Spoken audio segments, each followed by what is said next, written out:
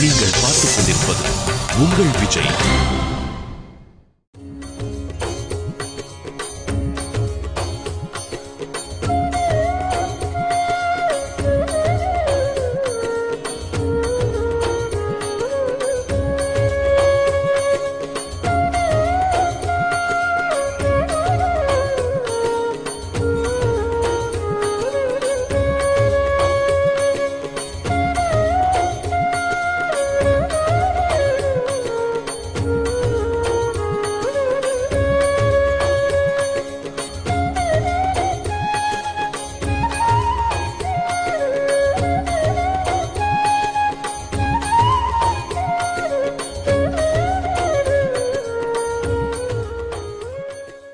हरे राम राम राम हरे हरे, हरे कृष्ण कृष्ण कृष्ण हरे हरे, हरे राम राम राम हरे हरे, हरे कृष्ण कृष्ण कृष्ण हरे हरे.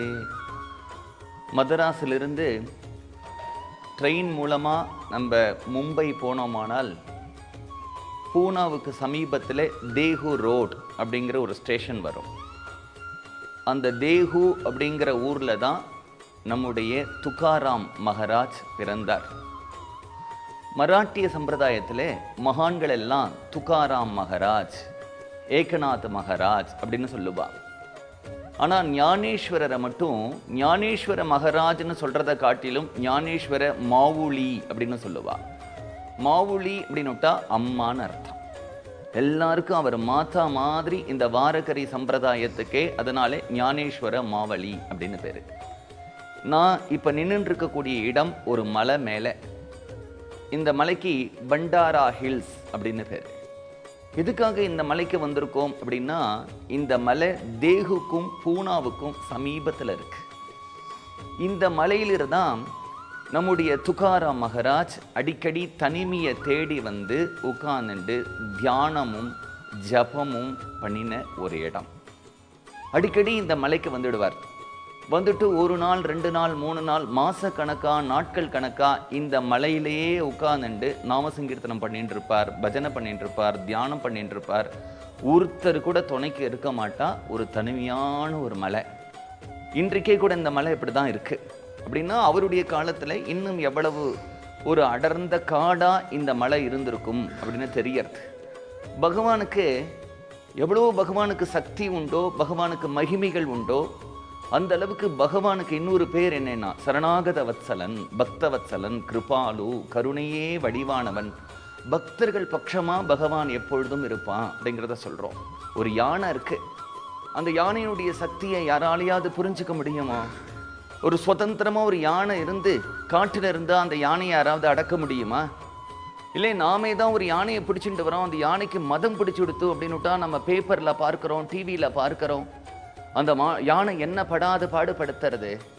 ஆனால் அந்த யானையை பார்த்தா அந்த யானை பாகன் அப்படி வரான். அவன் பார்த்தா பார்க்கறதுக்கு ஒல்லியாக இருப்பான், கையில் ஒரு அங்குசம் வச்சுட்டு இருப்பான். அவன் அந்த யானை முன்னாடி நடப்பான். ரோட்டில் போகக்கூடிய அந்த யானைக்கும் அவனுக்கு நாயை கூட ஒரு கயிறு கட்டியோ செயின் கட்டி கூப்பிட்டுட்டு போறா, மாட்டை கூட வண்டியில் கட்டி கூப்பிட்டுட்டு போறா. ஆனால் இந்த யானையை கூப்பிட்டுட்டு போகும் பொழுது இந்த யானையை இவன் கட்டுறது கூட இல்லை. அந்த சோப்லாங்கியான யானை பார்க்க நடந்து போறான். இந்த யானை பின்னாடி நடந்து வர்றது. நம்ம பக்கத்தில் காரில் போனால் பயமாக இருக்கும். எவ்வளவு பெரிய யானை, அதுக்கு தந்தம், அதுக்கு மஸ்தகம்.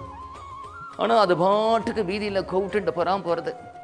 போகிறதோடு மட்டும் இல்லாமல் எந்த இடத்துல தினமும் அதை கட்டுவானோ அந்த இடத்துல போய் நிற்கிறது மட்டும் இல்லாமல் எந்த சங்கிலியால் தன்னை கட்டுவானோ அந்த சங்கிலியை தும்பிக்கையினால் எடுத்து அவன் கையில் கொடுக்கறது, காலையும் தூக்கி காண்பிக்கிறது. அதை கட்டுறான். கட்டிட்டு அதை பூட்டிட்டு இப்பேற்பட்ட யானையை நான் அடக்கிட்டேன் அப்படின்னு நினைக்கிறான். ஏன் நினைக்கிறான்? அவனா அடக்கினா போனா போறதுன்னு அந்த யானை ஒரு சத்தியத்துக்கு கட்டுப்பட்டு அவன் பின்னாடி வருது. யாராவது வீதியில் அவனுக்கு 10 ரூபாய் கொடுத்தா அவ தலையில அந்த தும்பிக்கையை வச்சு ஆசீர்வாதம் பண்றது. அந்த ஒரு யானையை நித்தியம் எந்த இடத்துல ஒரு கொட்டில கட்டுவானோ அதில் வச்சு பூட்டிடுறான் இல்லையா? அது மாதிரி கணக்கற்ற மகிமையுடைய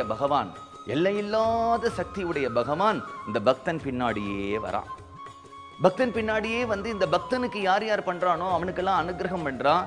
இவன் இந்த யானை பாகன் எப்படி அதை ஒரு கொட்டில வச்சு பூட்டிடுற மாதிரி அந்த பகவான பக்தன் இழுத்துட்டு வந்து ஒரு கோவில்ல பிரதிஷ்டை பண்ணி பூட்டி வச்சிடறான்.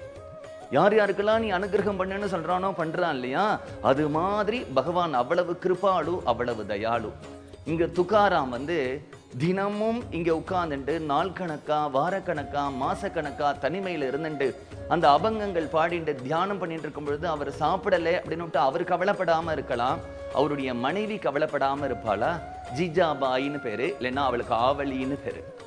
அவ என்ன பண்றா, தினமும் அவ வீட்டிலிருந்து பாவம் அந்த சுக்கா ரொட்டி, நெய், சர்க்கரை, பால் இதெல்லாம் எடுத்துட்டு தன்னுடைய கணவர் வந்து அன்னம் இல்லாம தனிமையில உட்கார்ந்துட்டு இருக்காரேன்னு ஒரு பாத்திரத்துல எடுத்துட்டு இவரை தேடிட்டு வரா. இது காடு இல்லையா, இந்த காட்டில் அவ வரும் பொழுது நல்ல ஒரு முள்ளு அவளுடைய காலில் வந்து குத்திடுறது. நம்ம பக்கத்துலலாம் நம்ம சிவபெருமானை வந்து விஸ்வநாதா, அருணாச்சலா, ராமநாதா, சொக்கநாதான்னு கூப்பிடுற மாதிரி மராட்டியில சிவபெருமானுக்கு காண்டோபான்னு பேரு. அதனால அவன் என்ன பண்றா, மங்களாயி காண்டோபா அப்படின்னு கத்துறா. மங்களாயி காண்டோபான்னு கத்தின உடனே பாண்டுரங்கன் ஓடி வரா. அந்த ஜீஜாபாய் இங்க இருக்கா, ஆவலி இருக்கா. அவன் என்ன பண்றான் பாருங்கோ, இவன் கீழே உட்கார்ந்துட்டு இருக்கா, அவன் மேல உட்கார்ந்துட்டு இருக்கா. அவ காலை எடுத்து தன்னுடைய மடியில வச்சு அந்த முள்ளை எடுத்து விடுறான். அதுதான் நீங்க பார்க்கிறேன். இந்த இடத்துல தான் அந்த சம்பவம் நடந்தது. அவ சொல்றா, நான் ஒன்னும் கூப்பிடலையே, மங்களாயின்னா கூப்பிட்டேன், காண்டோபாவன்னா கூப்பிட்டேன், நீயே வந்த அப்படிங்கிறா. நீ யாரை கூப்பிட்டாலும் நான் தான் வருவேன் உன்னுடைய கஷ்டத்தை நிவர்த்தி பண்றதுக்கு அப்படின்னுட்டு பக்தவத்சலான பகவான் அவ காலில் இருக்கக்கூடிய முள்ளை எடுத்து விடுறான். எடுத்துட்டு வந்துட்டு என்ன பண்றான்னா, இங்க இந்த அந்த ஆவலின்னு சொல்லக்கூடிய ஜீஜாபாயோட பாண்டுரங்கனும் நடந்து துக்காராம் இருக்கிற இடத்துக்கு தலையில அந்த சுக்கா ரொட்டி, நெய்யெல்லாம் எடுத்துட்டு போறா. துக்காராம் இவா ரெண்டு பேரும் சேர்ந்து வரதை பார்த்துட்டு சிரிக்கிறார்.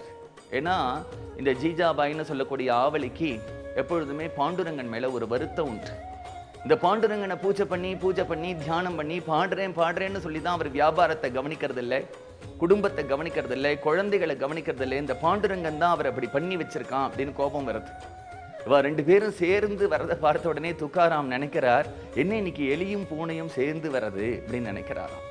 இந்த சுக்கா ரொட்டிலாம் கொடுக்குறா துக்காராமுக்கு.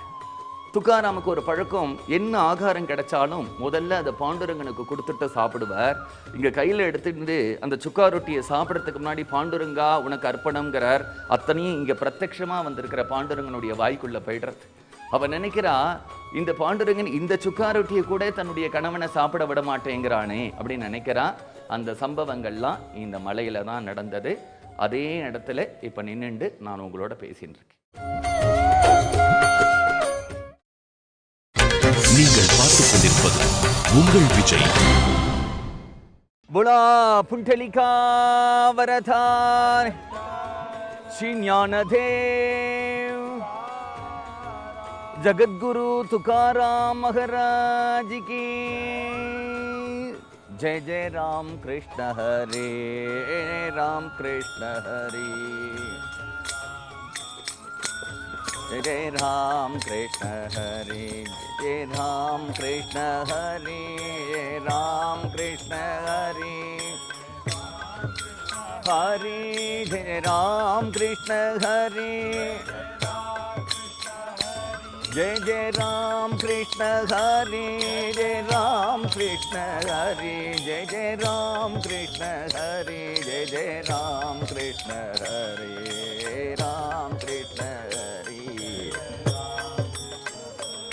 जय जय राम कृष्ण हरे सुंदर ते ध्यान उपाबिटेवरी सुंदर ते ध्यान उपाबिटेवरी सुंदर ते ध्यान उपाबिटेवरी करकटवारी देवुनिया करकटवारी देवुनिया तुलसी हार गणा कासे पीतांबर तुलसी हार काम से पीतांबर आवठे निरंतर हे ध्यान आवठे निरंतर हे ध्यान मकर कुंठल तल्पति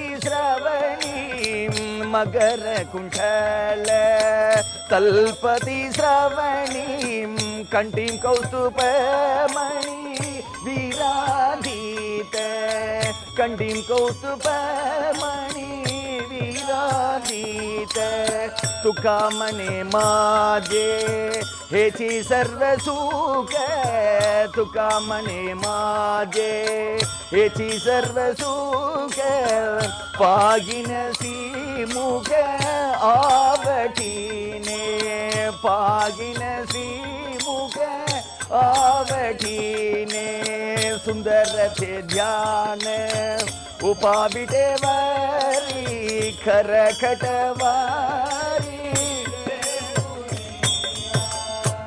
மகாராஷ்டிரத்தில் இருக்கக்கூடிய வாரகரி சம்பிரதாயத்தில் நான் இப்போ பாடின அபங்கத்தை முதல் பாட்டாக வச்சுட்டு தான் அந்த வாரகரி சம்பிரதாயமே ஆரம்பிக்கிறது. ஆயிரக்கணக்கில் லட்சக்கணக்கில் அபங்கங்கள் இருந்தாலும் கூட இந்த ஒரு அபங்கம் தெரியாதவாளே இருக்க மாட்டா. எப்படி தமிழ்நாட்டில் 4000 திவ்ய பிரபந்தம் இருந்தாலும் கூட மார்கழி திங்கள் மதி நிறைந்த நன்னாளால் அப்படிங்கிற ஒரு பாசுரமோ இல்லைனா சிற்றஞ்சிறுகாலே வந்துன்னை சேவித்து அப்படிங்கிற ஒரு பாசுரமோ பச்சை மாமலை போல் மேனி பவளவாய் கமலச் செங்கண் அச்சுதா அமரரேரே ஆயர்த்தம் கொழுந்தே என்னும் இச்சுவை தவிர யான் போய் இந்திர லோகமாலும் அச்சுவை பெரினும் வேண்டேன் அரங்கமா நகருளான் என்று இந்த பாசுரங்களெல்லாம் எல்லாருக்கும் எப்படி ஃபெமிலியரா இருக்கோ அது மாதிரி எல்லாருக்கும் தெரிஞ்ச ஒரு அபங்கம் இது. இந்த அபங்கம் தெரிஞ்ச ஒரு அபங்கத்தை பாடினாலும் கூட இந்த இடத்துல பாடுறேன் இல்லையா. இப்போ நான் ஒரு மரத்து அடியில் உட்கார்ந்துட்டு தான் இப்போ உங்களோட பேசின்னு இருக்கேன். இந்த மரத்துக்கு என்ன பெயரு அப்படின்னுட்டா நாந்துர்கி அப்படின்னு சொல்றா. இந்த நாந்துர்கி அப்படின்னு சொல்லக்கூடிய இந்த விருட்சமானது இங்க ஒன்றும் துக்காராமுடைய அவதார ஸ்தலமான தேகு அப்படிங்கிற இடத்துல இருந்து உலகத்துல 2 இடத்துல தான் இந்த மரம் இருக்கான். இந்த மரம் இப்போ எங்க இருக்கு அப்படின்னுட்டா பண்டாரா ஹில்ஸ் அப்படிங்கிற ஒரு மலையில ஒரு மரத்தடியில் உட்கார்ந்து பேசிட்டு இருக்கேன். இந்த மரத்தடி அவ்வளவு பவித்திரமானது. தேகுங்கிற தன்னுடைய கிராமத்திலிருந்து எப்பொழுதெல்லாம் துக்காராமுக்கு தனிமை ஏற்பட்டதோ தனிமை தேவைப்பட்டதோ அப்பொழுதெல்லாம் இந்த பண்டாரா ஹில்ஸ்ல வந்து இதே மரத்தடியில இங்க உட்கார்ந்துட்டு தான் அவர் தியானம் பண்ணினார் பாண்டுரங்கனை. இங்கே உட்கார்ந்துட்டு தான் சதா சர்வகாலமும் ராமகிருஷ்ண ஹரி ராமகிருஷ்ண ஹரி ராமகிருஷ்ண ஹரி ராமகிருஷ்ண ஹரி ராமகிருஷ்ண ஹரின்னு அந்த நாமத்தை இங்கே உட்கார்ந்துட்டு தான் ஜபம் பண்ணிட்டு இருந்தார் சதா சர்வ காலமும். அதுதான் அவருடைய மூல மந்திரம். இந்த இடத்துல உட்கார்ந்துட்டு கோடிக்கணக்கா ராமகிருஷ்ண ஹரி சொன்ன இடம், தனிமையில தியானம் பண்ணின இடம். அதுக்கு மேலே இந்த இடத்துக்கு என்ன பெருமை அப்படின்னுட்டா இந்த இடத்துல தான் பாண்டுரங்கன் அவருக்கு முதல் தரிசனம் கொடுத்தார் அப்படின்னுட்டா துக்காராமுக்கு சகுன சாட்சாத்காரம் ஏற்பட்ட இடம் அந்த இடத்துல உட்கார்ந்துட்டு இருக்கோம். துக்காராமுடைய அபங்கங்கள் இருக்கா, நிறைய எழுதியிருக்கார். இன்னைக்கு சிலது தான் கிடைச்சிருக்கு, சிலது கிடைக்கலன்னு சொல்றா. நம்முடைய தமிழ்நாட்டிலே அந்த இலக்கியங்களை எப்படி அரசாங்கமே அந்த இலக்கியங்களை எடுத்துக்கிறதோ அது மாதிரி துக்காராமுடைய இந்த காதா இந்த அபங்கங்களை மராட்டிய அரசு அதற்கு சொந்தமாக்கின்றிருக்கு. அதற்கு அவர்கள் ஒரு பேர் கொடுத்திருக்கா, வைஷ்ணவாஞ்சா வேத அப்படின்னு பேர் கொடுத்திருக்கா. பேர் கொடுத்து அரசுடைமை ஆக்கின்றிருக்கு துக்காராமுடைய அத்தனை மராட்டி இலக்கியங்களையும் அப்படின்னுட்டா இது இலக்கியத்துக்கும் எவ்வளவு பெருமை சேர்க்கிறது அப்படின்னு தெரியற. ஹரே ராம ராம ராம ஹரே ஹரே ஹரே கிருஷ்ண கிருஷ்ண கிருஷ்ண ஹரே ஹரே ஹரே ராம ராம ராம ஹரே ஹரே ஹரே கிருஷ்ண கிருஷ்ண கிருஷ்ண ஹரே ஹரே ஹரே ராம ராம ராம ஹரே ஹரே ஹரே கிருஷ்ண கிருஷ்ண கிருஷ்ண ஹரே ஹரே. பண்டரிபுரத்தில் ஒரு வீட்டில் நாம் உட்கார்ந்துருக்கோம். இப்போ இந்த வீட்டுக்கு ஏன் வந்திருக்கோம் அப்படின்னுட்டா நாமதேவராக இருக்கும் பொழுது 100 கோடி அபங்கங்கள் பாடுறேன்னு சங்கல்பம் பண்ணிட்டு அது பூர்த்தி ஆகாததுனால துக்காராமா வந்து அந்த அபங்கங்களை பூர்த்தி பண்ணினார்.